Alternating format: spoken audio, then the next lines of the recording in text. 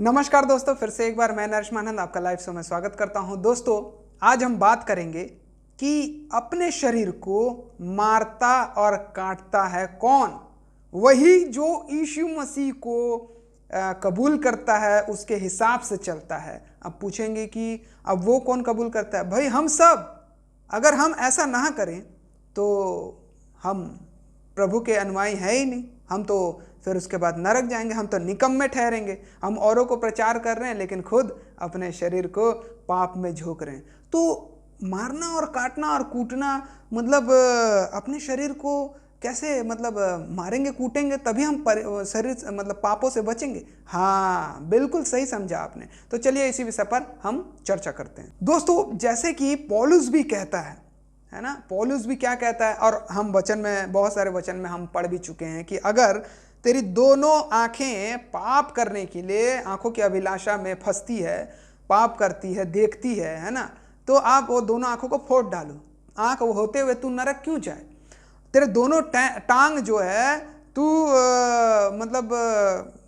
अगर पाप करने के लिए दौड़ते हैं तो उसको काट के फेंक दे ताकि तू लंगड़ा हो जाए।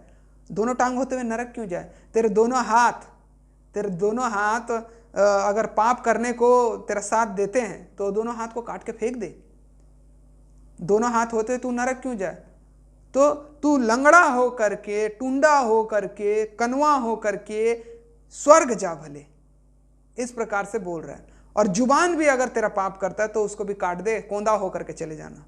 तो इसका मतलब यह है कि शरीर को आत्मिक लालसाओं से, आत्मिक ज्ञानों से शरीर की अभिलाषाओं को मारने की बात है। एक मुर्दा हुआ शरीर जो है बिल्कुल हिलता नहीं है, मालूम है आपको। हाथ नहीं उठा सकता, पैर नहीं उठा सकता, वो पाप भी नहीं कर सकता, कुछ भी नहीं। तो एक मुर्दा हुआ शरीर अपने जीवन को बनाना है, जैसे कि मैं पिछले वीडियो में भी बहुत सारी बातों को बोल चुका हूं। लेकिन यहाँ पे हम वचन में देखेंगे दोस्तों, वचन में जिस प्रकार से पौलुस क्या कहता है, मसीह जीवन ना एक दौड़ की तरह है ना, एक दौड़ की तरह है। तो यहाँ पे हम पढ़ेंगे पहला कुरिन्थियों उसका 9 का 24 से 27 हम पढ़ेंगे। तो यहाँ पे लिखा हुआ है, क्या तुम नहीं जानते कि दौड़ में तो दौड़ते सभी हैं परंतु इनाम एक ही ले जाता है। तुम वैसे ही दौड़ो कि जीतो।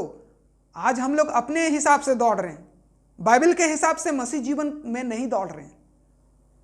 हर एक पहलवान सब प्रकार का संयम करता है।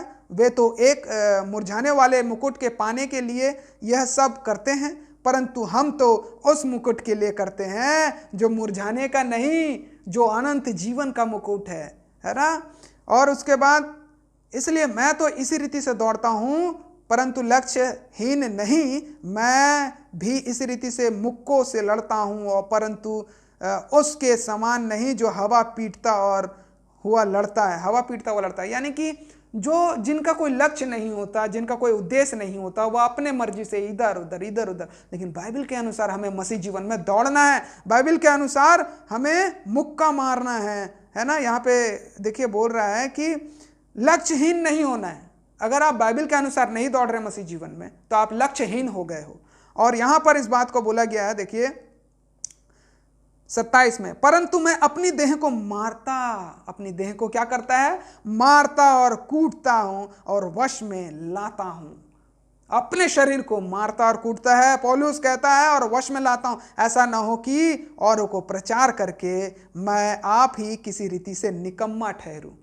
तो हमें औरों को प्रचार बस करते रहते हैं हम, लेकिन हम अपने ऊपर कभी भी ऐसा ट्राई नहीं करते हैं। तो पौलुस बोलता है कि मैं मारता और कूटता हूं अपने शरीर को। हमको बाहर से मारना पीटना नहीं है, नहीं, वो खून निकालने वाला ऐसा वाला नहीं। हमें अपने शरीर की अभिलाषाओं को मारना है। आंखों की अभिलाषा को मारने से इसका मतलब यह है कि आप अंधे हो गए हो, पाप के लिए अंधे हो गए हो, पाप के लिए लूले लंगड़े हो गए हो। आप जा नहीं सकते, खा नहीं सकते, कुछ कर नहीं सकते, है ना। इसलिए ये सारी बातें को बताया गया है। और हम देखते हैं यहाँ पर जिस प्रकार से पहला कुरिन्थियों 10 का 6 से हम पढ़ेंगे। यहाँ लिखा हुआ है, ये बातें हमारे लिए दृष्टांत ठहरी कि जैसे उन्होंने लालच किया। किन्होंने? अरे इजरायली लोगों ने लालच किया, वैसे ही हम बुरी वस्तुओं की लालच ना करें, बच के रहें। और ना तुम मूर्ति पूजक बनो जैसे कि उनमें से कितने बन गए थे। जैसा लिखा है, लोग खाने पीने बैठे और खेलने कूदने उठे, और यहाँ पे बोल रहा है पौलुस, और ना हम व्यभिचार करें जैसा उनमें से कितनों ने किया और एक दिन में 23,000 मर गए। मामूली खेल नहीं है ये, मामूली बात नहीं है, बहुत ही भयानक बात है। 23,000 लोग एक दिन में मर गए। ये एक प्रकार से मौत की सजा थी। वो मरने के बाद फिर नरक में और सजा मिलेगा, लेकिन परमेश्वर का पुत्र जाकर के उनको बचा लेता है ना। और ना हम प्रभु को परखें, प्रभु को नहीं परखना है, बार बार आप पाप करते नहीं रहना है ना। पाप बार बार करेंगे तो प्रभु का परख रहे हैं, जैसा उनमें से कितनों ने किया और सांपों के द्वारा नष्ट किए गए। और ना तुम कुड़कुड़ाओ, कुड़कुड़ाना भी नहीं है मसीह जीवन में, किसी के प्रति भलाई करने के लिए, किसी के यहाँ जाने के लिए, किसी की मतलब जीवन में सुसमाचार सुनाने के लिए कुड़कुड़ाना बिल्कुल नहीं है। अपने घर परिवारों के साथ भी नहीं कुड़कुड़ाना है। जिस रीति से उनमें से कितने कुड़कुड़ाए और नष्ट करने वालों के द्वारा नष्ट किए गए। नष्ट करने वालों के द्वारा यानी कि लड़ाई झगड़ों में मारे पीटे गए। परंतु ये सब बातें उन पर पड़ी दृष्टांत की रीति पर थी और वे हमारी चेतावनी के लिए है। हमारी चेतावनी के लिए बताया गया है। पुराना नियम जो है हमारे चेतावनी के लिए है, जो जगत के अंतिम समय में रहते हैं, लिखी गई है। इसलिए जो समझता है मैं स्थिर हूं वो चौकस रहे। जो सोच रहा है मैं भैया ठीक हूं अपने जगह में, वो चौकस रहे। ठीक है, शैतान उन्हीं लोगों को ही पटकता है। कहीं गिर ना पड़े, तुम किसी ऐसी परीक्षा में ना पड़े जो मनुष्य के सहने से बाहर है। परमेश्वर सच्चा है और वह तुम्हें सामर्थ्य से बाहर परीक्षा में ना पड़ने देगा, परंतु वरन परीक्षा के साथ निकास भी करेगा कि तुम सह सको। तो हमारे जीवन को प्यारो, हमारे जीवन को परमेश्वर के इच्छानुसार पर रखना बहुत जरूरी है, नहीं तो दंड भोगने के लिए हमें तैयार रहना है। अपने शरीर को मारना कूटना है, अपने शरीर को तकलीफ देना है, लेकिन परमेश्वर के आत्मा के अनुसार अपने जीवन को चलाना है। अपने शरीर को ज़्यादा हर एक प्रकार की अभिलाषाओं से तृप्त नहीं करना है, नहीं तो बहुत बड़ा पाप हो जाएगा हमारे जीवन के लिए। तो दोस्तों, आज के लिए इस विषय में हमने ये सीखा कि हमारे शरीर को अभिलाषाओं से मुक्त करना है। तकलीफ होने दो, तकलीफ होने दो। अगर जैसे जिस प्रकार से आपको फास्ट फूड खाने का मन रहता है लेकिन आपके जेब में पैसा नहीं रहता, आप उदास हो जाते हैं, आपको कोई खिलाता नहीं है, आपको भूख लग रहा है, खाना नहीं मिलता है, तो शरीर का क्या हाल होता है? बस वैसे ही हाल होगा। तो थोड़ा सा तकलीफ देना है हमारे शरीर को पापों के लिए, है ना। विचार से मन फिराना है, झूठ से, लालच से, मूर्ति पूजा से, ये सारे चीज़ों से। ये सारी बातें हमें वचन सिखाता है। तो दोस्तों, इसी प्रकार से नए नए वीडियो के साथ आपके पास आते रहेंगे। परमेश्वर की ज्ञान हम आपके साथ बांटते रहेंगे।